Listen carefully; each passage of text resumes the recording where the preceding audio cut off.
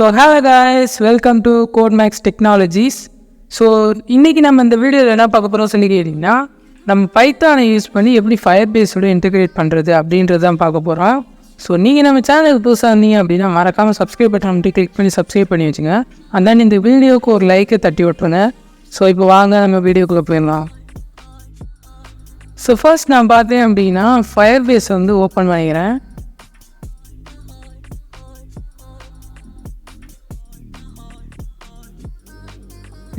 Open ஆகிட்டு okay. இப்போ இதில் பார்த்தீங்க அப்படின்னா நீங்கள் வந்துட்டு அக்கௌண்ட் இல்லை அப்படின்னா அக்கௌண்ட் வந்து இந்த இடத்துல லாகின் பண்ணி வச்சுக்கோங்க, ஒரு சைன்இன் பண்ணி வச்சுக்கோங்க. நான் ஆல்ரெடி லாகின் பண்ணி வச்சிட்டேன். அண்ட் தென் இப்போ பார்த்தீங்க அப்படின்னா செகண்டாக நான் வந்து என்ன பண்ணுறேன்னா ஆட் ப்ராஜெக்ட் அப்படின்றத கொடுக்குறேன். அண்ட் தென் ஒரு நியூ ப்ராஜெக்ட் வந்துட்டு இந்த இடத்துல க்ரியேட் பண்ணிக்கிறேன். ஸோ இதுக்கு வந்துட்டு பார்த்தீங்கன்னா பைத்தான் அப்படின்னு சொல்லி கொடுத்துட்றேன். அண்ட் தென் கண்டினியூ கொடுத்துட்டு நெக்ஸ்ட் கண்டினியூ கொடுத்துருங்க. அண்ட் தென் செலக்ட் அக்கௌண்ட்டில் பார்த்தீங்கன்னா டிஃபால்ட் அக்கௌண்ட் அப்படின்னு சொல்லி கொடுத்துருங்க. அண்ட் தென் க்ரியேட் ப்ராஜெக்ட் கொடுத்தீங்கன்னா உங்களுக்கு வந்துட்டு ஃபயர்பேஸில் வந்து ஒரு அக்கௌண்ட்டுக்கு அதாவது ப்ராஜெக்ட் க்ரியேட் ஆகிடும். ஓகே, இப்போ வந்துட்டு ப்ராஜெக்ட் பார்த்தீங்கன்னா க்ரியேட் ஆகிடுச்சு, ஒரு டேட்டா பேஸ்க்கான இது. அண்ட் தென் இப்போ கண்டினியூ கொடுத்துடலாம். ஓகே, இப்போ இதில் நெக்ஸ்ட்டு என்ன பண்ணுறீங்க அப்படின்னா இந்த இடத்துல வந்துட்டு ப்ராஜெக்ட் ஓவர்வியூன்னு இருக்கா. ஸோ இந்த ஓவர்வியூவில் ப்ராஜெக்ட் செட்டிங்ஸை கிளிக் பண்ணுங்கள். அண்ட் தென் இதில் பார்த்தீங்க அப்படின்னா சர்வீஸ் அக்கௌண்ட் அப்படின்னு சொல்லி ஒரு ஆப்ஷன் இருக்கும். இந்த சர்வீஸ் அக்கௌண்ட்டை கிளிக் பண்ணுங்கள். நெக்ஸ்ட்டு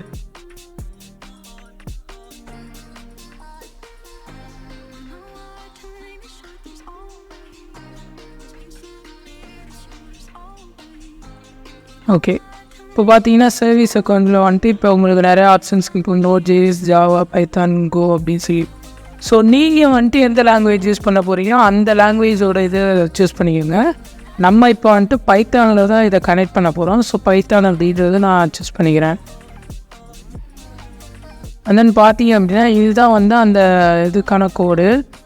ஸோ இந்த கோடை வந்துட்டு காப்பி பண்ணி நம்ம வந்துட்டு ஒரு இதில் முன்னாடி அதாவது என்னென்னா இந்த கோடை நம்ம காப்பி பண்ணி அதில் போடணும். தென் அதுக்கு முன்னாடி இந்த இடத்துல ஜென்ரேட் நியூ ப்ரைவேட் கீ அப்படின்ற ஒரு ஆப்ஷன் இருக்கும். ஸோ இது எதுக்கு அப்படின்னு பார்த்தீங்கன்னா இந்த கீ இருந்தால் தான் வந்துட்டு உங்களால் வந்து இந்த ப்ராஜெக்ட் வந்து ஆக்சஸ் பண்ண முடியும் டேட்டா பேஸு. ஸோ அதனால் வந்துட்டு நீங்கள் இதை டவுன்லோட் பண்ணி வச்சுக்கோங்க.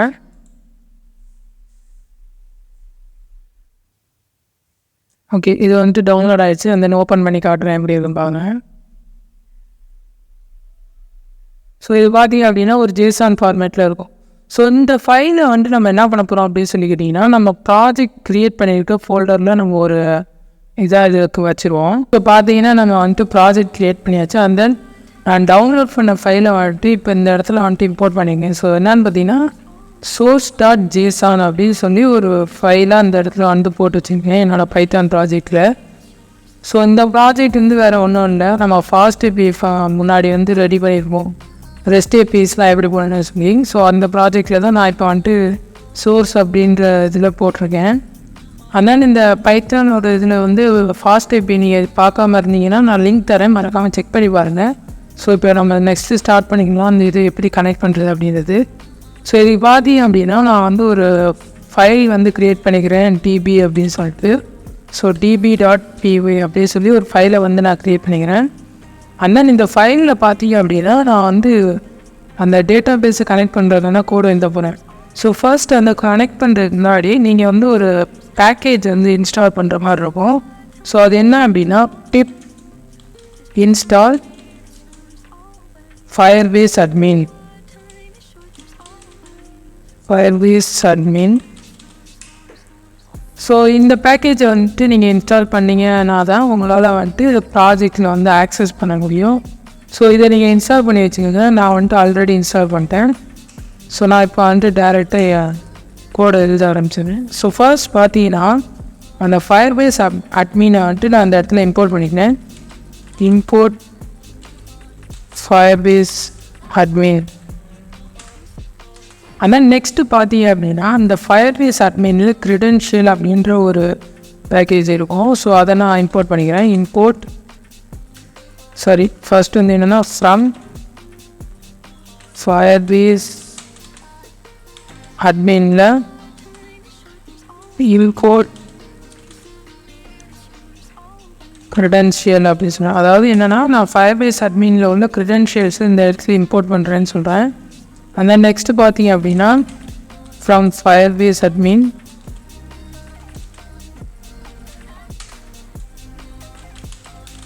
import நெக்ஸ்ட்டு வந்து என்ன இம்போர்ட் பண்ண போகிறோம் அப்படின்னு பார்த்தீங்கன்னா Firestore தான் இம்போர்ட் பண்ண போகிறோம்.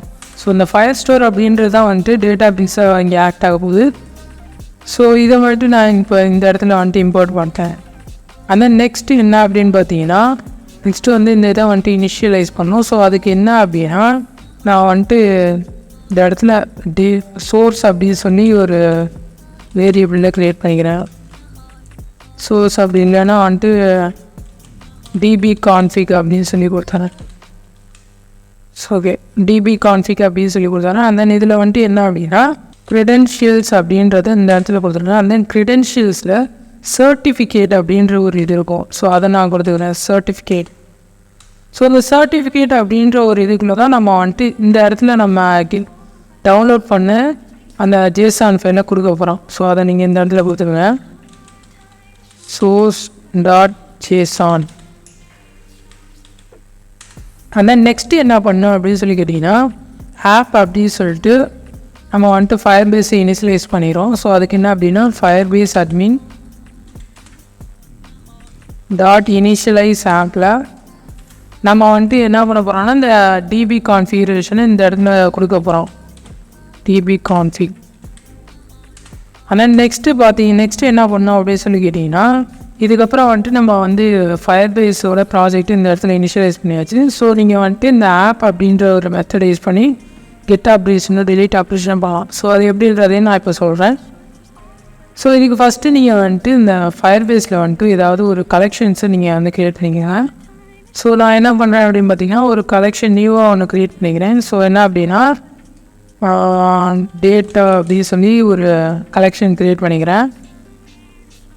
and then இந்த டேட்டா அப்படின்றதில் யூசர் அப்படின்னு சொல்லி கொடுத்துறேன். ஸோ இந்த யூசரில் வந்துட்டு நேம் வந்துட்டு குமார் அப்படின்னு சொல்லி கொடுத்துறேன். ஸோ இதில் வந்துட்டு க்ரியேட் ஆகிருச்சு. and then இந்த இதில் வந்துட்டு இன்னொரு ஃபைல் கூட நம்ம ஆட் பண்ணிக்கலாம். ஸோ அது வந்துட்டு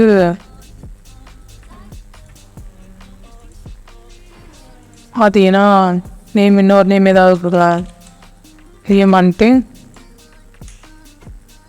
ராஜ் அப்படின்னு சொல்லி கொடுத்துட்றேன். ஓகேவா? ஸோ இப்போ பார்த்தீங்க அப்படின்னா இந்த இது வந்துட்டு நம்ம கெட் பண்ண போகிறோம். ஸோ அது எப்படின்றது இங்கே பார்க்கலாம்.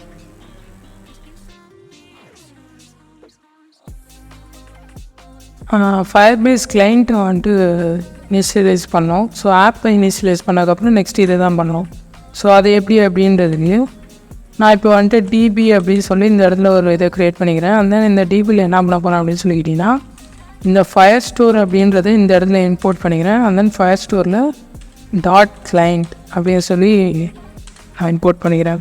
and then இந்த கிளைண்ட்குள்ளே நம்ம மேலே இனிஷியலைஸ் பண்ண ஆப்பை வந்து சென்ட் பண்ணுறோம். ஸோ இப்போ நம்ம வந்துட்டு டிபியும் கான்ஃபிகர் பண்ணியாச்சு. இப்போ நம்ம வந்துட்டு டேரெக்டாக டேட்டாஸ் வந்து கெட் பண்ணலாம். ஸோ ஃபர்ஸ்ட் பார்த்தீங்கன்னா நான் அந்த இடத்துல க்ரியேட் பண்ணி வச்சுருக்க டேட்டாஸை தான் கெட் பண்ண போகிறேன். ஸோ டேட்டா அப்படின்ற ஃபோல்டரில் யூசர் அப்படின்றதுல தான் இருக்குது. ஸோ இதை வந்துட்டு நம்ம இந்த இடத்துல கெட் பண்ணலாம். ஸோ அதுக்கு வந்து என்ன அப்படின்னா யூசர் அப்படின்னு சொல்லி நான் க்ரியேட் பண்ணேன். Users equal to db.collection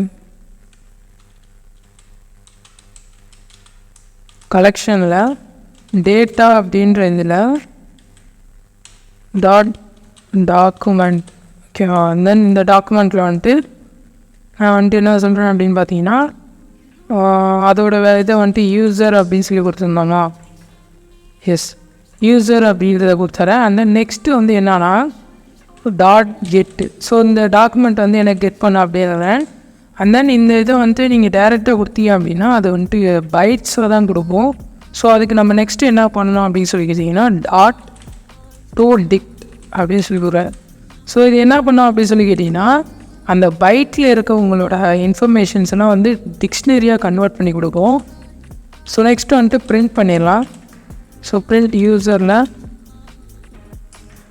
so next வந்துட்டு இப்போ இந்த ப்ராஜெக்டை ரன் பண்ணுவோம்.